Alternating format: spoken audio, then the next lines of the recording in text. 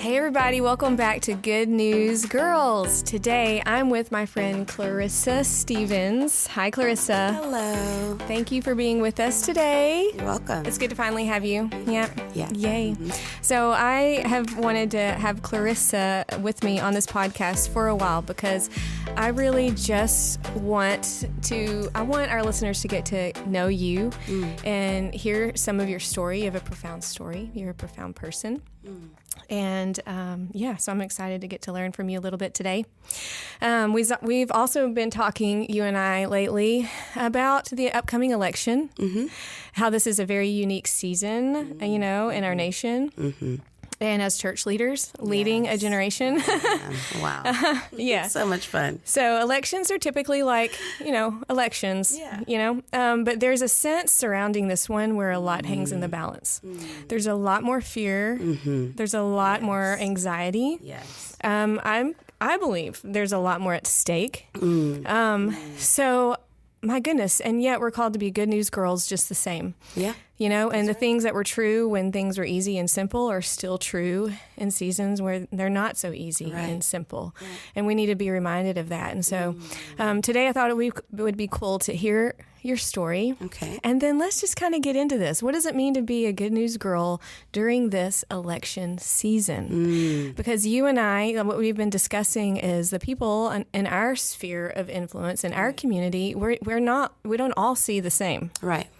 And I mean, even among our families, and church communities, we don't all see things exactly the same. Right. And I've never seen more division and frustration, among people than right now. And so how do we speak against the division that's trying to come in through this and be peacemakers and realize that beyond the election, we're still called to each other, called to do this together. Right. We're heralding a kingdom that has nothing to do with the Democrats or Republicans, Exactly. Right. So I think it's going to be exciting to get into that, right? Yeah. Okay, so I'm going to kick it to you, Clarissa. Tell us a little bit about yourself. Tell us your story. Yeah. Well, I mean, where to begin? I think... So really quickly to fast forward through, my younger years, as a kid, a military brat, born in North Dakota, parents very involved in church, went to church. I mean, grew up in church, as everyone says, right, up until about fifth grade. And then something happened. There was some church hurt, and some involvement with my parents. And then the next thing I know, we weren't in church anymore. And so right about then, I made a very conscious decision that I was not going to even think about that anymore. Church, Jesus, God. I was just going to live and be a part of the world and wanting to be liked and fit in and all of that, and really just took off sixth grade and went in that direction. And so, high school didn't follow Jesus, middle school didn't follow Jesus, all of that. And then, in my 20s, got into some trouble with the law and could have potentially served a pretty decent jail sentence. And so instead of going to jail, I thought I could get out of jail by getting married. That's kind of what I was told. So got married. Really? Yeah. And so because of what I had done, right? And so then once I got married, something clicked in my head, and I thought, okay, I'm married now. I'll go to church because now maybe that makes me right with God. It's like what you do now. Go. Yeah, right. Oh, and this jail sentence was still staring me in the face, so I thought, also, let's get in good with God, and He can work all of this out. And also. And so, went to church, got in the choir, went all in, was in church for about 6-7 months. Was your heart in it? It's interesting. I look back at that time and I loved it. I went to church every Sunday. I was a part of a lot of things. I had a 2-year-old little boy that I was dragging around, and he was going to church with me. And you had a 2-year-old? Mm-hmm. Okay. Yeah. And, I got baptized during that time. That was my first time to get baptized. And But when I've looked back on that year, that 8-month period, and I really tried to flesh that out with God over the years, I was like, oh, what was that all about? And I really do believe one of the things that through a lot of prayer, meditation, kind of working it out, that God had showed me that I really didn't want him. I just really wanted him to fix everything. Yeah. And so while I was experiencing him, his presence, the strength of Christian community, all of the things that are great about the church, and really what the telltale was that at the end of that year, some stuff kind of came up in my life about my past and different things. And as soon as all of that started happening, I was gone, like literally overnight. I was back into my old life deeper. I doubled down into the life that I lived before. And so, but then in 2006, so 5 years later, I got saved in my bedroom, which was fun, just different. I always think back to that day, so for 5 years, I experienced so many things. I always think it felt like 20 years. At some point, I started going to a different church during that season, joined the choir there, was kind of hiding out in that church, didn't really even understand all that they believed, but just wanted to be a part, again, of community, I think, more than anything. Started dating one of my children's fathers. I'm in the choir, he's playing the drums, and then we start dating, we start living together, I get pregnant, but still, we're still going to that church and all of that. And then this is during that 5-year period. This is during that 5-year period. And in that 5-year period, in that relationship, during that pregnancy, he started to be physically abusive toward me. And so that happened. I lost that baby, carried that baby 41 weeks, full term plus 1 week. And then the day I went to have him, they couldn't find a heartbeat. And so I'm so sorry, Clarrissa. Thank you. So went through that, and then a few months later was pregnant again. Just a few months later with my daughter, who is amazing. She's and amazing. Is now 20 years old. And so there was a lot going on in a small amount of time. So physical abuse, working full-time, making minimum wage, living in a house that had no hot water, no heater, no AC, rats, roaches, everything you can think of, and losing a baby, having a young son. And so eventually, getting out of that relationship after 2 years of probably, I cannot think of a day that I wasn't hit or scared out of my mind. But it was daily. It was daily. It was broken nose and broken this and ambulance rides and different things. So,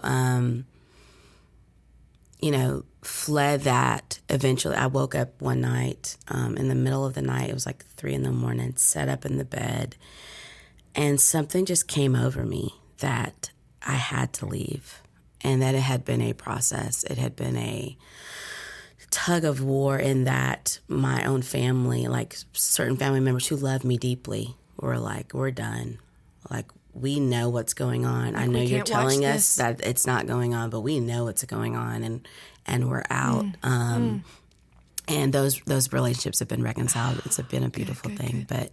But my dad actually came and helped kind of rescue me out of that. And in the middle of the night, one night, took whatever I could and just got in his car and left. And that began, so, that was 2004.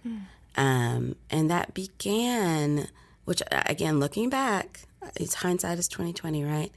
Just a bit of something inside of me. And I sometimes I describe it like there was this little girl, Clarrissa, somewhere deep down in there going, there's more. There's more. And I would stifle that, and I remember one time pulling out a dusty Bible and reading through the Psalms in the middle of all of that, and then kind of just putting it away, but going, well, I don't know, like just knowing there's something, you know. So for 2 years, I learned how to be a single mom without any, I was a single mom already. We were in that relationship, but I really was a single mom. And I was still legally married to my first husband through all of that. So that's a whole nother story of compounding things where I felt guilt, betrayal, all of these things. Like I had betrayed people and I was doing things I knew were wrong, you know. Well, and that leads me to a question I feel like is like a natural question of someone listening that hasn't walked in your shoes, because what kept you in that for as long as you stayed? You know, why not the first hit was I'm out, you know? And I think that goes back to kind of what, just that. Like guilt I felt guilty, you know. So he hit me, but I had hit my first husband. You know, I was very combative. I was very controlling. I used violence to try to control another human before. So when it was happening to me, I felt like it was just a full circle moment. So it's never that black and white. Right. I just thought, you know, and so there was that, but then there was also the debilitating fear. I was being told, you can't do this on your own. Who do you think you are? You're not gonna, and you know, and when I think about that. And that's what he was telling you? Yes. Yeah. And so believing that, right? Yeah. You know, on the one hand, I deserve this because of what I've done and who I've been. On the other hand, I'm believing this thing that's being told to me consistently, daily. Yeah. So you're just believing lies. Right. Because you didn't deserve it. You didn't cause it. No. It wasn't okay. None of that was true. None of it was true. But when you're in it, it's so confusing. Yeah. And it's wild because, you know, I can remember saying, like most people who are in abusive relationships say at some point in their life, I'll never allow that to happen to me. I'll never be controlled. How could someone allow someone to hit them? How could, you know, and, but there I was living it, you know? Yeah. So escaped that for 2 years, really was trying to figure out what does it look like to be self-sufficient, if you will, take care of my kids. I had a very strong sense of responsibility. I didn't want them to go live with someone else. I didn't want my parents to take care of them or whatever. I wanted them with me and I wanted to take care of them. So I was working one job that required me to go to work at like 4:30 in the morning, get off at 1. I would get dressed in the bathroom there and then go to another job that I would work till 10 at night. Oh my gosh. And I, praise God, had, you know, then my dad would keep the kids or they'd be at school or daycare. Then they'd go to, you know, one of my family members. So thank God for them in that time frame. But it was an interesting time because in those 2 years, you know, I was starting to learn a little bit more about who I was. I was not necessarily unbelieving the lies, but there was like an old me that was kind of waking up of like, I'm a strong person and I can do things. You're coming back to life. Yeah. And so ended up at one of my jobs, really my management was like, hey, we see some things in you, and started giving me a little bit more responsibility, and I started kind of seeing a possible future in retail management, and I loved it, and I still love it, and people say I'm crazy. I was like, oh, I'd work in retail in a second. Really? Retail? Oh, I love it. You know, my weird thing is waiting tables. Oh, come on. I used to love it. And I think, you know, I could do that for a summer on the side, just for fun. Just helping people. You know, it's but what retail, I get to do now, but helping people my Abercrombie find days. what they need. No, thank you. Making people, you know, leading. But you're a gifted manager, so I can see you loving that. Oh, man, I loved it. Yeah. But anyway, so that was starting to happen, and they offered me an opportunity that I was going to be getting paid enough to work one job instead of two, and it was so crazy. But the day I was offered that job, and then I, you know, quit the other job, and then the next thing I thought about was, I can go to church next Sunday. And it was just this weird thought, like, what of all the thoughts, I can go to church next Sunday, you know. But I went to church that next Sunday, and I remember crying through that whole service, and just, I was a mess. And everyone in that building probably thought, what this poor baby, like, what is going on? From the sermon to the worship to the everything in between, I was just sobbing. Yes. And I've been there. yeah, it was a day. And then that next week, That's a good day. life kind of just continued, right? Yeah. I was seeing a couple of different people. I was still, being promiscuous, sexually active, all the things, all in that week, because my life was just a wreck. Yeah. And old habits still around. Yeah. So a guy that I was dating, he actually, we woke up together that day, and he broke up with me. And he sat up and said, "You deserve better than this." He looked me in the eyes, and he just started saying all this crazy stuff to me. "This is not for you. What? This is not right." So what? So I was broken. I was like, another breakup. Gosh, that is so Another God, though. How nice to have the one who doesn't need to be there. Something? Let it dawn on them. Say, you deserve better than me. You must go. Sometimes that does not I happen. think back to that morning, and I'm like, God, now that I understand how spoke through God him works, that day. right? Yeah. I'm like, God, you used this man that I, was in this inappropriate relationship with. Wow. It was wild. So he left my house. And I got up, and I'm just crying, and so this is the week after I've gone to church for the first time in years. And I'm standing there ironing my clothes, because now I'm in this middle management position in retail that I love. So I have to, dress a little decent, and so I have to iron my wrinkles out. I'm just standing there ironing. Okay, what store was it? I worked on base for the exchange. Okay. Yes. I still, again, great memories. Mm-hmm. And so I'm ironing my clothes, and I'm standing there crying, and I'm like, why? I'm mad.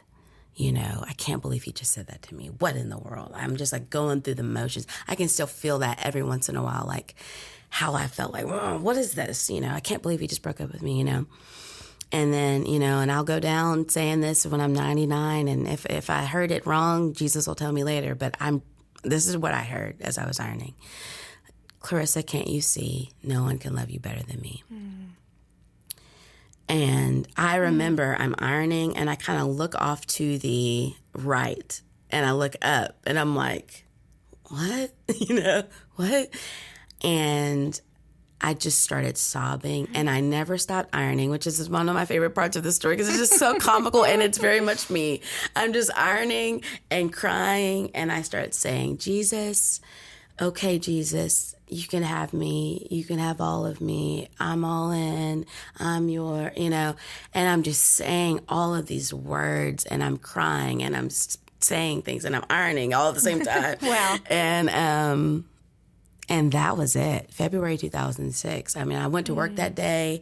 I don't even remember if I said anything to anyone. I don't know if I called my dad or someone. I don't remember any of that. I just remember going to church the next time I had the opportunity, and then from there there was no looking back for me. Wow. In 2006. 2006. So that's my Jesus story. That's pretty amazing, Clarrissa. Mm-hmm. Mm-hmm. Wow. Mm. Okay, so there's something that I've heard you say before that I really liked because I so connected with it. Okay. But you talked about how you were at one time so nerdy. Oh, gosh. Because you love to learn, yes. you love education. Yep. And then when you decided, hey, I'm going to go check out and see what the world has to offer, you tried to get rid of that old Clarrissa, and really lost her for a while. Mm-hmm. And I so related to that because that's my story. My story is similar in that way, where I was, full-fledged nerdy Sarah, but then really abandoned my faith and myself for a season and lost that. And then when God finally, radically changed my heart and life, that old nerdy Sarah was resurrected again. So you've shared that. Tell us a little bit about that, because I love it. I relate to it so much. Well, yeah, it's funny. I think back to going to kindergarten, first grade, coming home, sitting my sister down and teaching her everything I learned that day. Poor Michelle. I love her so much, and she hated that. Or writing poems about everything, or researching everything, or getting lost in history books, and I mean, just reading like a crazy person. But then really abandoned all of that. Yeah, when you lost your way, you really lost that your identity, 100%. like who God created you to be. Yes, yeah, and really tried to cover that part of me up to the best of my ability. I feel like that's so part of what the enemy, the devil tries to do, especially to young people with their identity. We we hate who we are. Yep. You know, when we're deceived and we're going through so much. So you just want to be something else, you know, which, I mean, he's harping on that with identity right now more than ever. Yes. That's a whole episode. That's a whole episode. In itself. Oh my God. But I love that God restored that part of who you are, because that's literally the gift that you bring to the kingdom and the church. Like that nerdy, brilliant, bright teaching manager, Clarrissa. Little Clarrissa. Oh my gosh. And I love that. You know, sometimes I just sit and think about that in my quiet time with the Lord, the glimpses he gave me at a young age never dreamed I'd be a pastor. You know, I even fought with him about that for a time. Okay, Clarrissa, so I know there's a lot of people that would relate to your story. I mean, not everyone has been in a physically abusive relationship, but actually, I mean, there are plenty who have. Yes. And of course, there's all other forms of abuse that get overlooked, but are no less destructive when it comes to psychological, spiritual, emotional abuse. Right. These are very real issues that are prevalent, I mean, not just in the world, but even in the church. So, I mean, I would venture to say even that, I mean, one reason why this conversation is so important is because women listening, you know, Christian women, there's maybe even some of them who are in a situation right now where abuse is taking place, and it's not black and white. So it's confusing. It's confusing because you believe them when they say it's your fault, you know, that it's not he's dysfunctional, we are dysfunctional. And so our tendency when we're in a situation like that is to want to hide it and tell maybe partial truths when we start to open up. Right. There's also a tendency, especially when you're a Christian woman, you tend to go to your pastor or someone in the church. And it's not always the case where, you know, the pastor, the church leader is really even equipped to identify and counsel through abuse. So, I mean, I guess what I want to ask you is, what would you say? I say that to say this is a real issue. It's an important issue that needs to be talked about, that needs to be addressed and acknowledged. Women need to be equipped to identify, hey, this isn't okay. Right. So how does God feel about my situation? What would you say to that woman that is in a situation right now and she's as confused and deceived as you were, you know, when you were in an abusive situation? What would you say to her? Yeah, I would think, well, what would be the best thing to say? You know, I think, well, like I shared, right? I had this massive amount of guilt. I thought, well, this is just, I'm reaping what I sowed, that kind of thing. So when you start to entertain those kinds of thoughts, that's a great alarm. Let that be a whistle blowing off, right? Yeah. Like, I deserve to be controlled or contained, or I really am that thing they say I am. Like, when you start to get in agreement with it and to make justification for it, and we know when we're doing that. I think that's the thing. I could identify that even in it. Yeah. That wasn't a later thing. That was a everyday thing. So if you're playing with that kind of justification internally, I deserve this because ... you know, getting whatever, then you're probably in a situation where you need to get someone else's perspective. Yeah. Which requires honesty. It requires honesty, and it requires a bit of courage. Yeah, a lot of courage. Because I think that's why more women, and even men or children in abusive relationships, don't speak out, is you have to walk through a wall of fear, you know, and preconceived ideas of how people are going to respond and all of that. So I think when I did start opening up, I was wrong about how I felt everyone was going to respond. I thought people were going to be like, well, you deserve it. And maybe there were some people who said weird things like that. You let it happen. But for the most part, people were like looking me in the eyes going, Clarrissa, no. Yeah. Yeah. No, you didn't deserve that. Yeah. And thank you for telling me. And how can I help you? There were more of that than there were of anything else. And I think if there's someone listening that is part of it, is this debilitating fear of, no one's going to understand, or no one's going to want to help me, or no one's going to, that's a lie in of itself. Yeah. There are people, and there are probably people, and this is what I found, waiting for you to tell them what they already know so that they can jump in Yeah. and do what they've probably always been wanting to do in the situation, you know? And that's what I found. You've got to go to somebody. That's what I found. Yeah.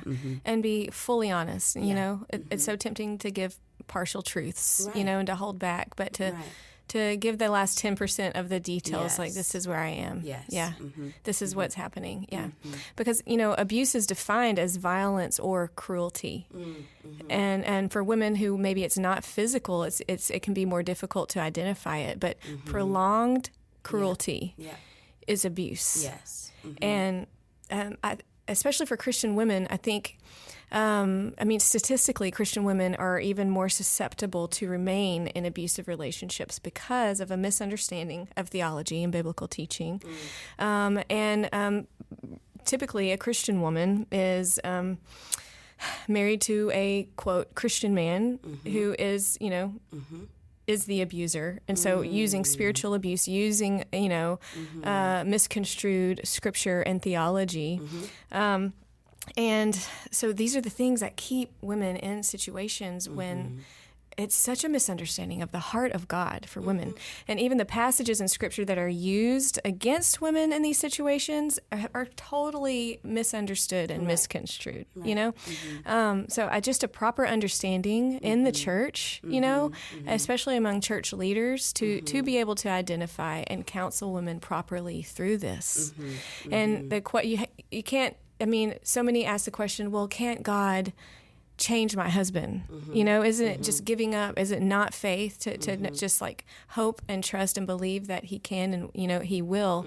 And that sounds good and all, but the fact is, like, sometimes, like, yes, I've seen God change any kind of situation, every kind of situation. But the reality is, if there is abuse happening, you've got to get out and get to a safe place. And then from there, let's see what God does. Right. But it breaks my heart just to think of the women who don't have to be in a situation like this and think that they're doing the right thing by God, to stay and forgive and trust and hope and carry the guilt and carry the weight. And I just feel like it's a misunderstanding of the Father's heart. When we take scriptures out of context and it's used against women, when really it was, when Jesus talks against divorce in the Sermon on the Mount, he basically was talking to a culture where men would just leave women, give her a certificate and be like, you burned, it was as ridiculous as you burned the dinner, or this woman is hotter, so you're out. And so the teaching underlying what Jesus was saying there is, yes, God hates divorce, but what he's addressing is you will not treat her like that. That was the problem he's addressing. There's so many scriptures and where it's taken out of context. The idea of submission, taken totally out of context. Well, yes, we are to submit to one another. Wives are to submit to our husbands, but the husband is to love the wife as Christ loves the church. And the Bible gives us a very clear definition of love. It's patient. It's kind. It does not envy. It does not hurt.